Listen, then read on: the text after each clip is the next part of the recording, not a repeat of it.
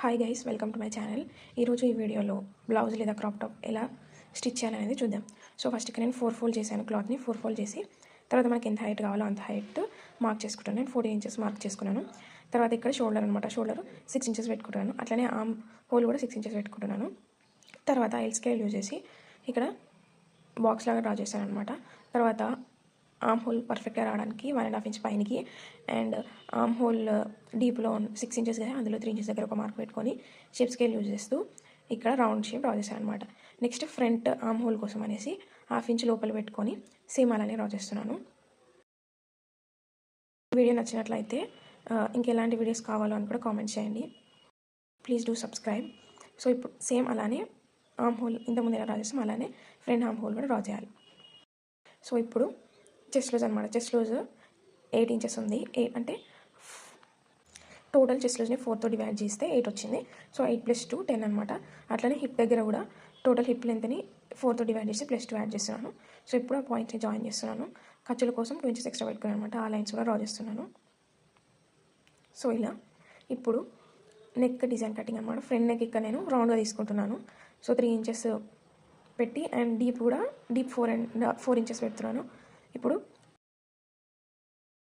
Scale use చేస్తూ box లాగా draw చేసుకొని 1 ఇంచ్ పైనకి పెట్టి షేప్ స్కేల్ యూజ్ చేస్తూ మళ్ళీ రౌండ్గా డ్రా చేస్తున్నాను అనమాట. సో ఇలా 1 ఇంచ్ పైకి పెట్టి షేప్ స్కేల్ యూజ్ చేస్తూ డ్రా చేస్తున్నాను.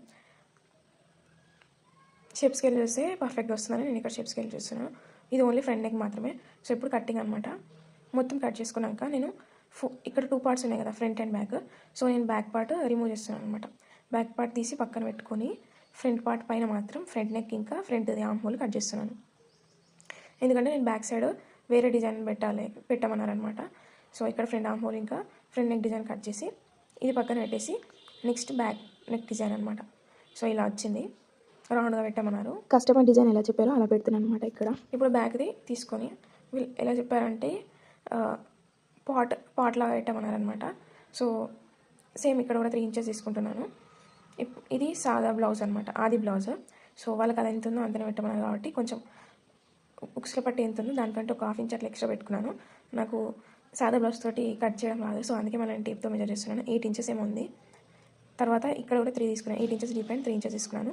ఇక్కడ 5 ఇంచెస్ ఉందన్నమాట అది. సో 5 ఇంచెస్ ఉందా లేదా అని చెక్ చేసుకున్నాను. నెక్స్ట్ మళ్ళీ సేమ్ బాక్స్ డ్రా చేస్తున్నాను అన్ని పాయింట్స్ జాయిన్ చేస్తూ. సో ఇప్పుడు నెక్ డిజైన్ కటింగ్ అనమాట. నెక్ డిజైన్ కటింగ్ చూద్దాం. ఇక్కడ మార్కింగ్ అంతా అయిపోయాక నా సైడ్ టర్న్ చేసుకున్నాను. క్లాత్ని నా సైడ్ టర్న్ చేసుకున్నాక ఇప్పుడు నేను రఫ్గా డ్రా చేసుకుంటాను అనమాట. వాళ్ళు ఎట్లా చెప్పారు అనేది ఇలా చెప్పారనమాట. సో రఫ్గా డ్రా చేసుకుంటే అంత పర్ఫెక్ట్, జస్ట్ రఫ్గా డ్రా చేసుకున్నాను. హ్యాండ్తో అంత పర్ఫెక్ట్గా రాదు కదా అని మళ్ళీ టేప్ యూజ్ చేస్తూ ఇక్కడ 3 ఇంచెస్ పైన 3 ఇంచెస్ అండ్ కింద 3 ఇంచెస్ పెట్టుకొని కింద 3 ఇంచెస్ దగ్గర షేప్ స్కేల్ యూజ్ చేస్తూ రౌండ్గా డ్రా చేసుకున్నాను. అలానే పైన 3 ఇంచెస్ దగ్గర ఇలా రావాలన్నమాట. సో ఇది హ్యాండ్తో వస్తలేదు కూడా అని చెప్పేసి పైన 3 ఇంచెస్ పెట్టుకున్నాను. దాని దగ్గర 1/2 ఇంచ్ లోపలికి పెట్టుకొని తర్వాత నేను ఇక్కడ సేమ్ అలానే షేప్ స్కేల్ యూజ్ చేస్తూ అది డ్రా చేశాను అనమాట. ఇలా షేప్. సో ఇలా షేప్ స్కేల్ని రివర్స్ చేస్తే మనకు ఆ షేప్ వచ్చింది. సో ఇట్లా అట్లనే పైన కూడా సేమ్ అట్లనే డ్రా చేశాను. షేప్ స్కేల్ని రివర్స్ పెట్టేసి ఇట్లా రౌండ్ వచ్చేలాగా డ్రా చేశాను అనమాట. సో పైన కూడా షేప్ స్కేల్ చేస్తే ఇలా డ్రా చేశాను. ఇది ప్రాపర్గా కనిపించట్లేదని నేను వేరే కలర్ దాంతో మళ్ళీ డ్రా చేశాను అనమాట. సో ఇట్లా బాగా కనబడుతుందని, వీడియోలో కనబడుతుందో లేదో అని వేరే కలర్ దాంతో డ్రా చేశాను. సో ఇలా మళ్ళీ ఒకసారి డ్రా చేసుకుంటున్నాను. డ్రా చేసుకున్నాక అయిపోయినాక కట్ చేసుకుంటే మన బ్యాక్ నెక్ రెడీ అవుతుంది అనమాట. సో తర్వాత ఈ లైనింగ్ ఏదైతుందో దాన్ని మెయిన్ క్లాత్ పైన వేసుకోవాలన్నమాట. మెయిన్ క్లాత్ పైన వేసుకొని స్టిచ్ చేసుకోవాలి. సో ఇలా వచ్చింది. దీన్ని కట్ చేసి చూపిస్తాను. సో ఇలా వాళ్ళు చెప్పినట్టుగానే పాట్ లాగా వచ్చిందనమాట. అండ్ పైన కొంచెం ఇట్లా పెట్టమన్నారు. సో అలా పెట్టి ఆ 1.5 ఇంచ్ లోపల పెట్టుకున్నాం కదా, అక్కడ థ్రెడ్స్ పెట్టమన్నారు. సో అలానే వస్తుంది ఇది కూడా. ఇప్పుడు ఈ రెండింటిని మనం మెయిన్ ఫ్యాబ్రిక్ పైన వేసి స్టిచ్ చేసుకోవాలి. సో ఇక్కడ అదే చూపిస్తున్నాను. ఇక్కడ నేను ఉక్సుల పట్టి కోసం కట్ చేయడం మర్చిపోయాను. సో మళ్ళీ కట్ చేస్తున్నాను 2 ముక్కలు వేసేసి. సో ఇలా ఇప్పుడు హ్యాండ్స్ కటింగ్ చూద్దాం. ఇందాకట్లాగానే 4 ఫోల్డ్ తీసుకుంటున్నాను క్లాత్ని. అదే 4 ఫోల్డ్ తీసుకొని హైట్ ఎంత ఉంది హ్యాండ్స్ అని చెక్ చేసుకున్నాను. సో 12 ఇంచెస్ ఉంది హైట్. 12 ఇంచెస్ దగ్గర ఒక మార్క్ చేసుకొని సేమ్ ఎల్ స్కేల్ యూజ్ చేస్తూ ఒక లైన్ డ్రా చేసుకున్నాను. తర్వాత ఆర్మ్ రౌండ్ అనేది పర్ఫెక్ట్గా రావడం కోసం పైన 3 ఇంచెస్ డీప్ తీసుకొని అక్కడ కూడా ఒక లైన్ డ్రా చేసుకుంటున్నాను ఎల్ స్కేల్ యూజ్ చేస్తూ. సో ఇట్లా నెక్స్ట్ ఎంత ఉంది సైజ్ అనేది చూసుకొని అక్కడ మనం ఒక మార్క్ పెట్టుకోవాలి. /4 + 2 ఇంచెస్ అనమాట. సో అట్లనే కింద ఆర్మ్ రౌండ్ ఎంత ఉందనేది కూడా చెక్ చేసుకొని +2 ఇంచెస్ యాడ్ చేసుకోవాలి. ఇప్పుడు ఆర్మ్ షేప్ డ్రా చేయాలన్నమాట. సో ఇక్కడ నేను మళ్ళీ షేప్ స్కేల్ యూజ్ చేస్తున్నాను ఆర్మ్ షేప్ డ్రా చేయడం కోసం. సో ఇలా వచ్చింది. ఇది బ్యాక్ది మాత్రమే. సో ఇప్పుడు ఫ్రంట్ డ్రా చేసుకోవాలి. ఇప్పుడు నేనైతే పాయింట్స్ జాయిన్ చేస్తున్నాను. తర్వాత ఈ క్లాత్ని నా సైడ్ తిప్పుకొని నేను ఫ్రంట్ ఆర్మ్ హోల్ కోసం కొంచెం డీప్ డ్రా చేస్తున్నాను అనమాట. సో ఇలా కొంచెం డీప్ డ్రా చేస్తే ముందట ముడతలు రావంట. సో అందుకని కొంచెం డీప్ ఇలా డ్రా చేస్తున్నాను. ఇప్పుడు అంత అయిపోయింది కాబట్టి కటింగ్. ఇప్పుడు ఇది మెయిన్ ఫ్యాబ్రిక్ అనమాట, క్రష్డ్ క్లాత్. సో ఈ క్రష్డ్ క్లాత్ పైన మనం ఇందాక కట్ చేసుకున్న లైనింగ్ పీసెస్ అన్ని పెట్టుకొని జాయిన్ చేసుకోవాలి.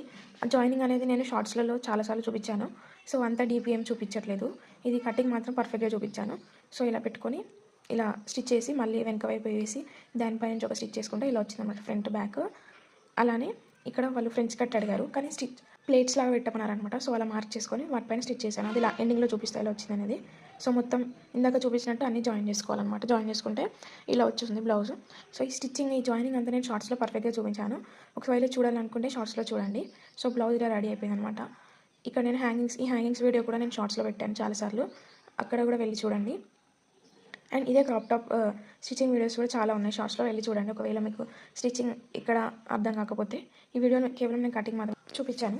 సో ఇలా వచ్చిందనమాట. ఇక్కడ ఉక్సులు పట్టి అండ్ ఉక్సులు వేసేసాను. బ్లౌజ్ మొత్తం ఇలా వచ్చింది, పర్ఫెక్ట్గా వచ్చింది బ్లౌజ్ యాక్చువల్గా. సో పైన హ్యాంగింగ్స్ పెట్టాను అండ్ ఉక్సులు చాలా టైట్గా ఉండే, సో తీయడానికి ఇబ్బంది అయినప్పుడు. మీకు స్టిచ్చింగ్ వీడియోస్ కావాలంటే ప్రీవియస్ వీడియోస్లో చాలా ఉన్నాయి చూడండి. సో ఇందాక నేను చెప్పాను కదా, ఇలా ప్లీట్స్ లాగా పెట్టుకొని ఇలా స్టిచ్ చేసామన్నమాట. సో పింక్ అయ్యేసరికి ప్రాపర్గా కనబడట్లేదు. ఏం లేదు, మనం ఫ్రెంచ్ కట్కి ఎలా పెట్టుకున్నామో అలానే పెట్టుకొని కింద నుంచి పైన వరకు స్టిచ్ వేయాలి, కొంచెం ఇలా ముడతలాగా తీసుకొని. సో ఇలా వస్తుంది ఫ్రంట్. ఇది బ్లౌజ్ యొక్క ఫైనల్ అవుట్లుక్. మీకు ఈ వీడియో నచ్చినట్లయితే లైక్ చేయండి, షేర్ చేయండి అండ్ కమెంట్ చేయండి. ఇంకా ఎలాంటి వీడియోస్ కావాలో కమెంట్ రూపంలో చెప్పండి. Okay, bye.